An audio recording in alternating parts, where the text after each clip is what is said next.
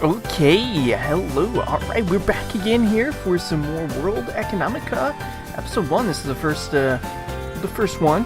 It has been a little while since we played, so, let's see where it is. It looks like we're here in the church. Of course, we have Paul, which is our main character, so let's see what the continuation of the story here is about.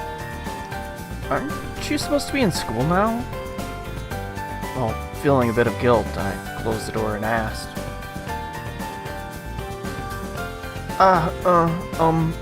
Right, now school's in lunch recess, so I'm doing the afternoon deliveries. I see. I guess you guys have long lunch breaks. Which means Chris is an elementary school student and under 14. Really? From just looking at him, I can't really tell that he's that young. But if he's that young, he's that young. He does look like, at least somewhere in his teens. With a few exceptions, all the elementary schools on the moon have at least 2 hours of lunch recess. Holy shit! 2 hours? Holy fuck! That's actually pretty lengthy. Since I didn't really go to school, I had forgotten about it. Oh. You're here to study while delivering the groceries. How did you know? I left to her own device. If left to her own devices, she'd probably just stand there looking lost. So I started making Chris walk forward with me behind her, as if I were driving chickens around the yard. You know what? I didn't know that was a girl. As I said, it has been a while since last time we played that. Maybe they mentioned it was a girl. That doesn't really look like a girl. Seems like a boy. I thought it was a boy. Did you say so yourself before that you had some questions for Hagana or something? Oh yeah. If I remember correctly, Hagana kind of does some teaching in her spare time, if I remember. Even though Chris was very timid, she had purposeful strides. Man, my speech today is awful. Her outfit was definitely that of low-income earners in the outer districts.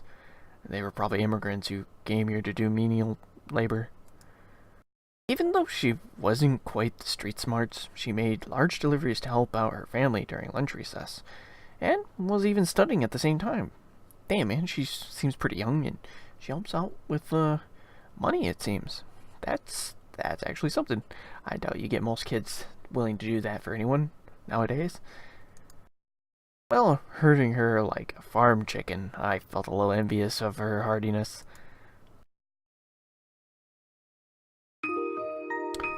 When we returned to the living room, it looked like Lisa was done with her phone call and was setting a microwave tray on the table. As I said, I'm doing awful today with speech.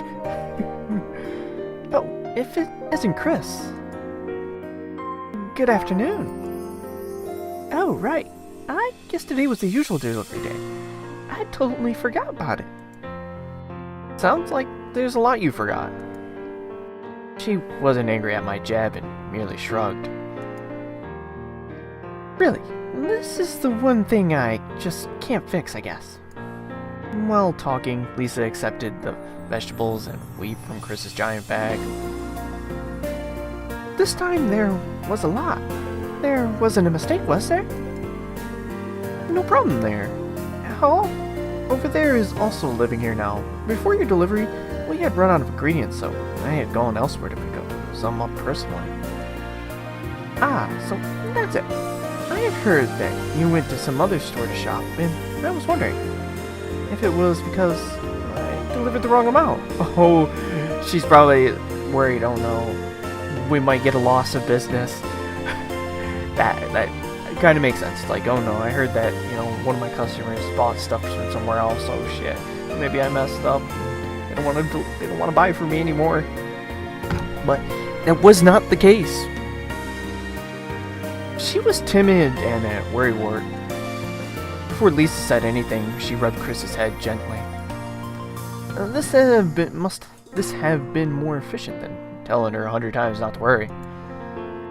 Oh, I guess you're here for Ghana, Hall. I had taken the bowl from Lisa and was stirring its contents when I heard my name mentioned and looked up. What? Go get Hagana for me. Oh, alright. Or would you like to make cookies with us, Chris? I got up from the chair and looked in Chris's direction. It'd be best if I didn't have to go call Hagana. After looking back and forth at the two of us, she replied while staring at the floor. I have a question about a problem, and, Oh, well, I'll give the cookies to Hagana so she could bring it to class tomorrow, so please look forward to them, okay? Oh, okay. That answer was unexpectedly full of energy, and Lisa was also smiling with a satisfied look on her face. There's Hagana! I went over to call Hagana. When she peered out from the door after I knocked, I started wondering if Hagana and Chris were both from the same species. From the same species. Is she really human? Is she a human being? He makes a lot of jokes, all those. Of course, that's not his real name. Hagana didn't utter a word while staring at me without opening the door all the way. Perhaps she really was in a bad mood. What? Someone called Chris is here. Said there was something about a problem she couldn't solve. With that, Hagana raised an eyebrow, then nodded slowly. I see. She nodded and was about to step back into her room for a bit, but then she opened the door further and looked down the hall. At that moment, Chris was coming over clutching her electronic notebook, which she probably used for her studies. Lisa said that she's using the table, so I've got it. Hagana nodded, proceeded to invite Chris in, and then told me off. Shoot, get out of the way. Get out of the way, Hall. Get your ass out of here. You're in the way. Well, being somewhat irritated, I stepped out of the way because I was actually blocking the entrance to the room. I sent Chris in with an apologetic face. I couldn't believe that someone like Chris would be so attached to Hagana. The world was full of wonders, I thought as I headed back to the living room.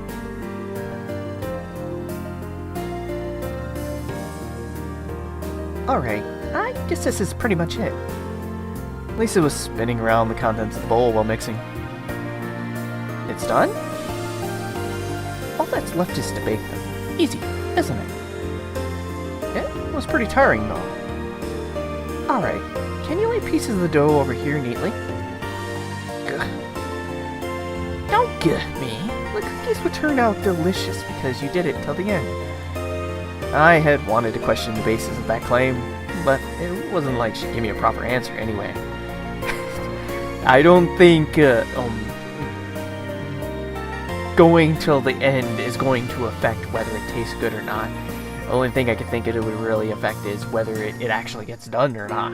Well, you can even taste it at all. Giving up, I used a spoon to scoop up some dough and laid it on the microwave tray covered with baking paper. Well then, now that this is done, shall we get some lunch? Oh, you're eating too, right? As long as it doesn't cost any extra. Well, aren't you cute? In either case, I'm not charging you anything, so come eat. Besides, Chris is here today, and I was thinking about doing something. Huh? Doesn't she eat at school? I kind of blurted out my response nonchalantly, but Lisa smiled at me with a troubled face. There aren't many things that come for free on the moon. I thought back to Chris's small and slim figure. She must not eat much, I'm assuming? I'm surprised for living on the moon. Why would you choose to live on the moon I guess, hey, where every place, every location has basically groups of people, pockets of people who are basically poor. But it's kind of like, it's the moon. If you decided to go live on the moon, well, first, how the hell did you get on the moon? Unless you were born there. Then which probably most of them were. Most of the people who are poor here probably were born on the moon, so they don't have a choice either way. It kind of builds a shantytown type of thing. Maybe she didn't have any money to eat lunch. She came here for Ghana's math instruction. Lisa said as she was cleaning the cooking implements that we had finished using. Chris is about unbelievably smart, but realistically speaking, she wouldn't be able to move onward with her education without a scholarship. Apparently she's going to hone her best subject, math, and then use that to earn a scholarship to go on to college. In other words, this was a one-shot investment aimed at achieving that goal. Her timidness was only on the surface. Deep down, she was a genius. I felt pinpricks on my heart when I saw people like this who came from Earth. I knew it was meaningless annoyance and envy, but I couldn't do much about it. Well, the truly terrifying one would be Hagana, though. I heard that Chris, who no one would be able to teach math to at school, actually called her a genius. When she grows up, she looks like she'll be able to immediately skip into graduate school with a scholarship. I wasn't the type to be truly happy at hearing praise, but all of this about Hagana made me think that she probably really was something as far as math was concerned. However, both of them have some personality issues. Is everyone who's good at math this way? With my diss, Lisa pondered for a moment and chuckled. Well, I wouldn't say they had personality issues, but they sure do have an air of an artist. Chris also says she would ponder tough problems while sitting in places with nice views. Well, I guess being a genius needs something to balance it out. I started to wonder whether my recent issues with not trading had to do with the disappearance of this excitement I felt. Well, I didn't really have a place to settle down. Not to mention Hagana, but Chris, if you listen to her, sounded like she was built on stubbornness as well. It wasn't a simple affair to skip lunch to learn from Hagana, coming here for studying while running errands during breaks during the school day. However, once I thought that far, I suddenly realized something. If Hagana were that talented at math, could she be of use in trading? What is it? Maybe you can team up with her, man. That would be something to... But first he has to get along with her if you're gonna work together. Huh? Nothing. I had stopped settling down the cookie dough, so I stirred it up again hurriedly. But that idea was still bouncing around in my head. When I had started trading, I had tried out various techniques. However, the one thing I didn't try was to use math for trading.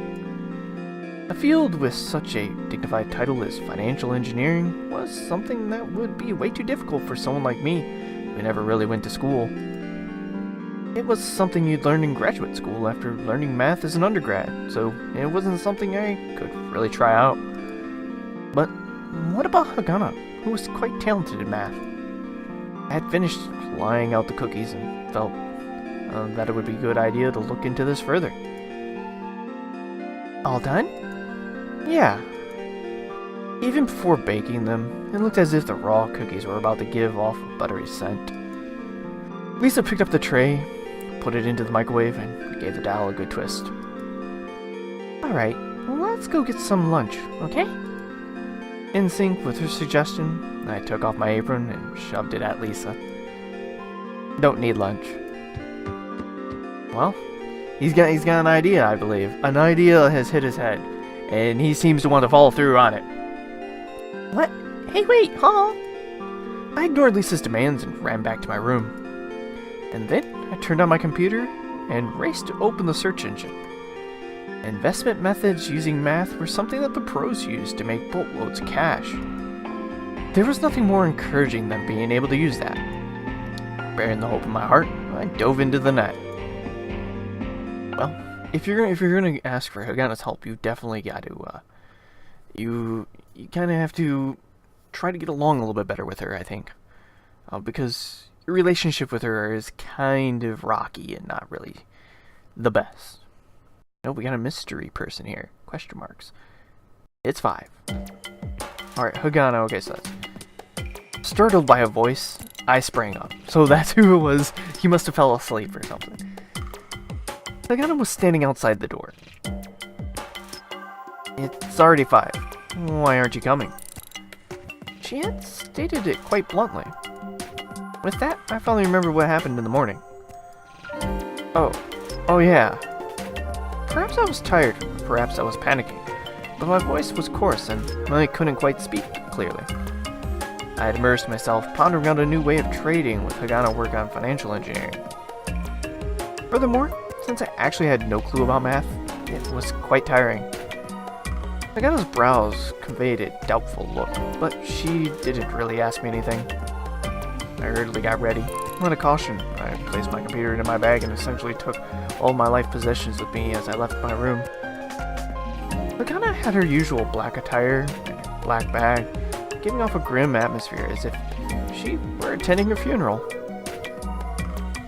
And not just black clothing, but a black bag? An orange bag wouldn't have worked with these clothes. Wow, it looks like you do have a sense of aesthetics. Hagana, who was farther down the hall, turned around with a big frown. Of course, unlike you, brat. When we first met, she kept calling me smelly, and this morning, she said I wore rags. Wouldn't someone as cheeky as her need some spanking? Spanking! Spank, spank, spank, spanks! That just kind of sounds dirty, you know. Hey, I'm going to spank you. Hey, you called me Brack again. Huh? I'm telling Lisa. Hagana apparently totally yielded to Lisa. To be honest, it wasn't even at the level of childish quarreling, but Hagana stood motionless as if she had made a big mistake. I walked past her, feeling all smug. At that instant, Hagana's hand grabbed my hem. Oh. She gonna, say sorry? I think so. This is different. Please don't tell Lisa. She looked like she was about to cry any moment now. I couldn't keep up with my racing thoughts. A girl about the same age as me had thin, downcast eyebrows, and tightened her lips to the point of quivering. Furthermore, her slender hand grasped onto my hem as if it were a lifeline. In that situation, there wasn't much you could do, even if you had done loads of weight training. I had forgotten I was dealing with Hagana and tried for the life of me to find the proper words. In that regard, my memories were flashing by me as if I were on the verge of death. I heard that this happened to people who were on the verge of death because it was something to allow the person to find possible routes of salvation from past memories. And what I finally remembered was something terribly simple. I won't. Really? Hagana was looking at me almost clingingly with upturned eyes. And this was the face she had when I was about to spill the beans about the incident with Toyama. I guess she wanted to keep up appearances with Lisa even more than I had imagined. After I nodded, she stared at me for a while before finally letting go. Well, what is it? Hagana flung a totally unintelligible question at me, after slowly returning to her normal poker-faced self. What? I'm asking you what it is. Her brows were showing signs of frustration about being shot at this utter transformation. I eventually asked back, totally not understanding the meaning of her words. What are you talking about? I don't understand. I really didn't understand. Plus, I couldn't help but feel hesitant at the unresponsive unreasonable Ogano, who had posed me an unintelligible question while looking at me with frustration when I wasn't able to answer. However, Hagana's behavior was also kind of strange. And then the reason from this came to light. While being frustrated, she finally turned her eyes away and responded painfully. Your name. I somehow managed to hold in my laughter, but I did end up spitting out some air lightly. See, she doesn't really know his real name. As I said, Hall is not his real name.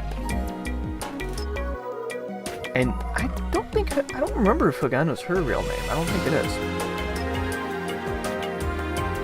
Hagano looked at me with scorn in the response, as if I were some rude person. However, her tightly sealed lips made it obvious even to me that she was trying to hold in her embarrassment. While leaking some air between my teeth, I replied,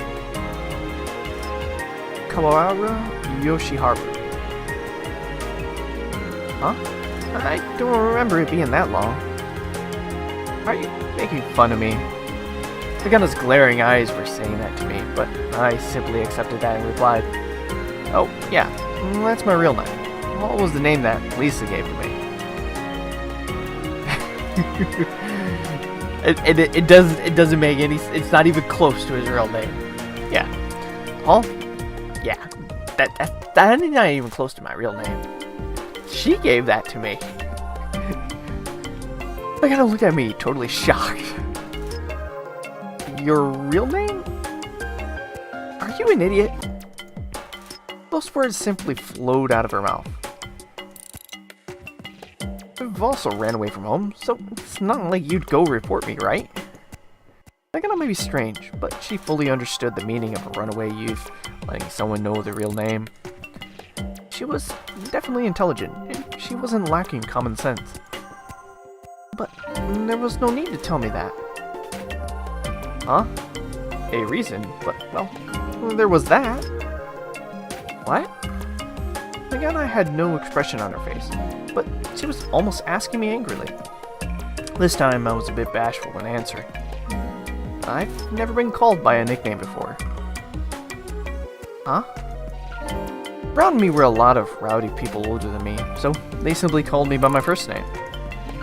I also didn't really go to school, and besides, nicknames were kind of a matter of fact, so I didn't like them.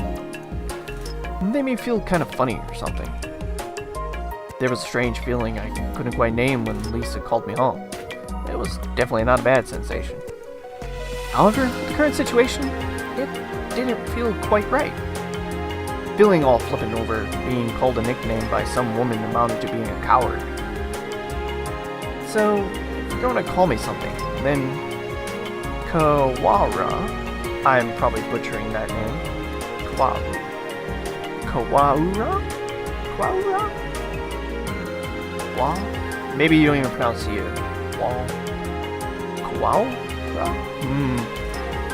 Trying to think of how it might be pronounced. Looks kind of bad. You could just call me by my first name. Well, if that annoying lady weren't around, you could just call me Brat or Hey You. I wouldn't mind. Hey You! Hey You! And if he said we could call him Hey You, and he didn't reply to Hey You, I'd be like, Hey You! You said I could call you Hey You, Hey You! Why aren't you replying to Hey You? With my light proclamation, I kinda looked down and pondered my words. She looked like a kid who had been tricked too many times. A skeptical girl in black clothing. The notion that it was clothing appropriate for something like a funeral popped back into my head. Or perhaps it was the clothes she had on her when she was sold. So, can I just call you Hagana? She nodded to my question. After nodding, she opened her mouth to try to say something.